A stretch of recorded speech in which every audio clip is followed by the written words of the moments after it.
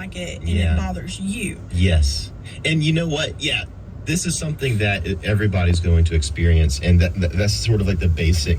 But this is why we want to be conformed to the pattern of Jesus and not conform to the pattern of the world. Because the world, always the gut reaction is, if you're personally offended at something, then you have every right to cut it out of your life. You have every right to act towards that thing any way that you want to. You're perfectly justified because it's offensive to you. Yeah, you have the right. A lot of people feel like they have the right to yell and scream at somebody because they disagree with them. Yeah.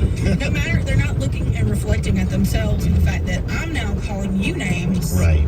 So, you kind of lose the moral high ground there either way. But just because... That's true too. Ask ourselves this question. It kind of helps us discern whether or not something is appropriate for that. So that a Christian can change your life.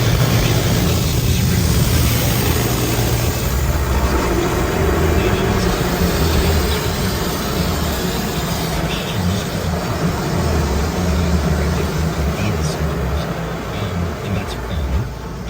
But we can have personal feelings towards those differences that maybe God doesn't share, or maybe aren't as emphasized as strongly in Scripture as they are in our own lives. Yeah. And so we have these personal offenses towards things that really, they're not evil things, and we're wasting our energy a little bit. Maybe we need to have a little bit of humility instead of puffing ourselves up with pride, thinking, oh, we've got it figured out, having no grace towards someone else of a different opinion, that falls within Orthodox understanding of the Bible and Christianity. So yeah, asking our question, this question, is our anger because of a personal offense, or is this because it offends God character, can help us sort of sort through those things of like, is this thing really worth being angry about, or is this just something that I need to grow in and be a little bit more mature about?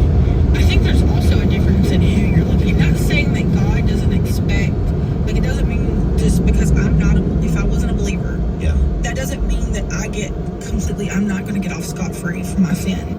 But that in that area, as a believer, I have a certain understanding. I'm like, why do I expect a non-believer to act like a believer? Yeah. Why do I hold them into, like, on the same level as a believer? Yep.